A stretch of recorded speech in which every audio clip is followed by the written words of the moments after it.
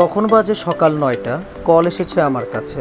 আমার বন্ধু রিন্টু কল দিয়ে বলতেছে সে আজকে সিলেট যাবে। সো কে কে যাবে তার খোঁজ নিতে। আমি প্রথমে কোনো পাত্তা দিই নাই। আমি আবার ঘুম, কারণ বিশ্বকাপ খেলা চলছে। আমি খেলা দেখেই ঘুমিয়েছিলাম। দিনটা ছিল শুক্রবার, কাজের চাপ কম। শেষমেশ আমি গেস্ট হিসেবেই গিয়েছি, কিন্তু এত ভালো লেগে যাবে টোরটা সেটা কখনো ভাবতে পারিনি। সিলেটে এর আগেও আমি ২-৩ বার গিয়েছি, কিন্তু সাদা পাথর রাতারগুল যাওয়া হয়নি। শুধু ঘোরার উদ্দেশ্যে শ্রীমঙ্গলে গিয়েছিলাম, এবং সেটা চা বাগানে। লোকমুখে শুনেছি সাদা পাথর স্পটটি নাকি অনেক সুন্দর, ও রাতারগুল স্পটটাও অনেক সুন্দর। তাই আর বেশ করে আপত্তি করিনি। আমরা ৫ বন্ধু সিলেটের উদ্দেশ্যে রওনা দিলাম। আজকের আমার এই ব্লগটি থাকবে আমাদের ৫ বন্ধু মিলে সুন্দর নগরী সিলেটকে নিয়ে। আমরা প্রথমে ডিসাইড করলাম সারাদিনে সিলেটের সাদা পাথর রাতারগুল চা বাগান ঘুরব। সময় স্বল্পতার কারণে এই ট্যুর ছিল মাত্র একদিনের, তাই সিলেটের আরও অনেক সৌন্দর্য উপভোগ করার সময় হয়ে ওঠেনি আমাদের। এখন যা ডিসিশন তাই কাজ। সর্বপ্রথম আমরা অনলাইনের মাধ্যমে বাসের টিকিট কাটি বিলাস পরিবহনের। বাস ছেড়েছে রাত ১টা। আমরা সিলেট যেয়ে পৌঁছাই সকাল 7:30টায়। আমার ৫ বন্ধু পানশিতে নাস্তা করে তারপর একটি সিএনজি ঠিক করি ১৭০০ টাকা দিয়ে সারাদিনের জন্য। সিলেটের কদমতলী বাসস্ট্যান্ড থেকে সেই সিএনজিটা নিয়েছিলাম। সিলেটের কদমতলী বাসস্ট্যান্ড থেকে আমরা প্রথমে রওনা হই ভোলাগঞ্জ সাদা পাথরের উদ্দেশ্যে। ভোলাগঞ্জ সাদা পাথর এতটা সুন্দর ও অকল্পনীয়। আমরা যেদিন গিয়েছিলাম ওই দিন ছিল বৃষ্টি আর মেঘের আলো ছায়া খেলা, তাই আরও বেশি সুন্দর এই ভোলাগঞ্জ সাদা পাথর।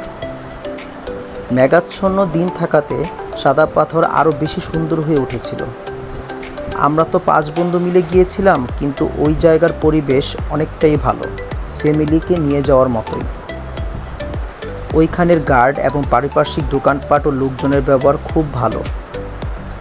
সাদা পাথর স্পটে যাওয়ার জন্য প্রথমে আমরা ৮০০ টাকা দিয়ে যাওয়া আসা রিটার্ন টিকিট করে নিলাম, এবং আমাদেরকে সাদা পাথরের কর্তৃপক্ষ একটি নৌকা প্রদান করলো মাঝি সহকারে।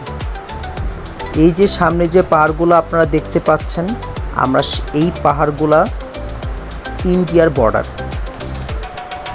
এই যে পানিগুলো দেখতে পাচ্ছেন, সেই পানিগুলো ইন্ডিয়ার ঝর্ণা থেকে বয়ে আসছে। অনেক ঠান্ডা এই পানি, যা মন ও শরীরকে আলাদা করে প্রশান্তি দিয়েছে আমাদের। তারপর আমরা এই সাদা পাথরকে প্রাণ ভরে গোসল করে নিলাম ও অনেক মজা করলাম। আমরা নৌকা করে আবার ব্যাক করলাম সাদা পাথর স্পটের মধ্যেই। অনেক হোটেল আছে, এবং সেই হোটেলে ড্রেস আপ চেঞ্জ করে খাওয়া দাওয়া করে নিলাম। তারপর আমরা আবার রাতারগুলের উদ্দেশ্যে রওনা হলাম। সাইট সিন দেখতে দেখতে আমরা পৌঁছে গেলাম রাতারগুল স্পটে। রাতারগুল স্পটে কর্তৃপক্ষের ১১৪০ টাকা দিয়ে আমরা একটি ভোট নিলাম ৫ জন মিলে।